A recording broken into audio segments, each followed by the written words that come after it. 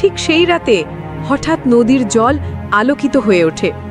জলের ফেনা ছাপিয়ে ভেসে আসে এক অলৌকিক ঘোড়া, নীল রঙের, চোখে আলো আর গায়ে জুতির ছটা। ঘোড়াটি ধীরে এসে পদ্মপুর নামের ছোট্ট এক নদী ঘেরা গ্রামে বাস করত কুশল নামে এক গরিব বালক। তার বাবা ছোটবেলাতেই হারিয়ে গিয়েছিল নদীর ধারে, আর অসুস্থ মাই ছিল তার একমাত্র ভরসা। কুশল সারাদিন কাঠ কেটে, পানি টেনে আর লোকের বাড়িতে কাজ করে কোনোভাবে দুমুঠো চাল জোগাড় করত। একদিন বিকেলে নদীর পাড়ে বসে বাবার কথা মনে করছিল কুশল। তার মা বলতো, তোর বাবা ছিল সাহসী আর সৎ, সে ছিল গ্রামের রক্ষাকর্তা, কিন্তু হঠাৎ একদিন সে হারিয়ে গেল এই নদীর ধারে। সেই স্মৃতিতে কুশলের চোখে জল আসে। ঠিক সেই রাতে হঠাৎ নদীর জল আলোকিত হয়ে ওঠে। জলের ফেনা ছাপিয়ে ভেসে আসে এক অলৌকিক ঘোড়া, নীল রঙের, চোখে আলো আর গায়ে জুতির ছটা। ঘোড়াটি ধীরে এসে কুশলের সামনে দাঁড়ায়। সে ভয় পেয়ে সরে যায়, কিন্তু ঘোড়ার চোখে ছিল অপার মমতা। ঘোড়াটি মাথা নাড়িয়ে যেন বলল, ভয় পাস না, আমি তোর বন্ধু। এরপর থেকে ঘোড়াটি প্রায় প্রতি রাতে কুশলের কাছে আসতে লাগল। এক রাতে সে কুশলকে নিয়ে যায় গ্রামের প্রাচীন কুয়োর কাছে। সেখানে দেওয়ালে খোদাই করা এক অদ্ভুত লিপি পড়ে কুশল।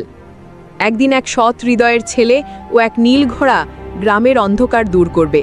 সে হবে আগুন থেকে জন্ম নেওয়া সন্তান। এই লিপির কথা শুনে কুশল আবেগে আপ্লুত হয়ে পড়ে। হয়তো এই ভবিষ্যৎবাণীর ছেলেটাই সে। ঘোড়াটি তার কাঁধে মাথা রাখে, যেন সম্মতি দেয়। কিন্তু সুখ বেশিদিন স্থায়ী হয়নি। গ্রামের লোভী জমিদার জানতে পারে রাতের আধারে এক নীল ঘোড়া ঘুরে বেড়াচ্ছে। ভবিষ্যৎবাণী সত্যি হওয়ার আশঙ্কায় সে ভীত হয়ে পড়ে। সে ডাকে এক কালো জাদুকরকে।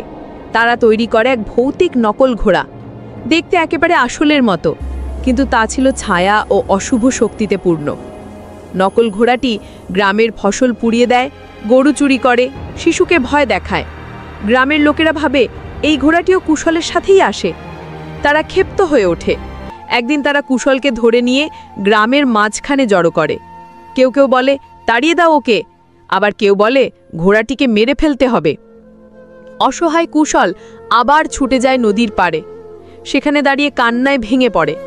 তখনই ঘোড়াটি আসে, চুপচাপ তার দিকে তাকায়, তারপর চোখে চোখ রাখে। সেই মুহূর্তে কুশলের ভিতরে কি যেন জেগে ওঠে। সে দেখতে পায় কে আসল দোষী, কিভাবে ষড়যন্ত্র হয়েছে। কুশল এবার ভয়হীন। সে ঘোড়ার পিঠে চড়ে ছুটে যায় জমিদার বাড়ির দিকে। শুরু হয় রুদ্ধশ্বাস লড়াই।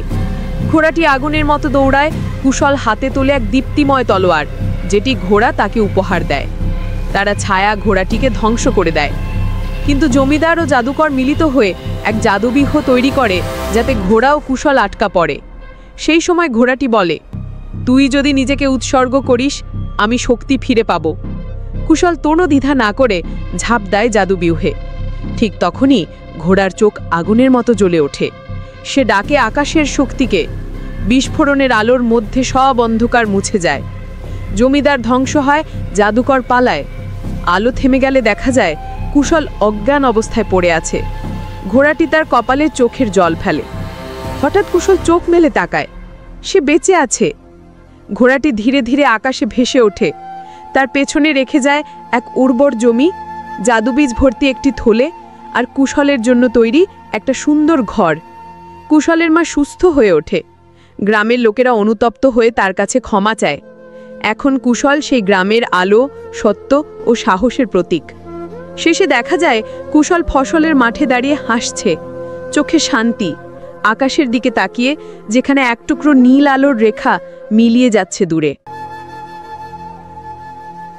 এই গল্প যদি আপনার হৃদয় ছুঁয়ে যায়, তাহলে আমাদের সঙ্গে থাকুন। আরও জাদুকরী গল্প আসছে প্রতিদিন।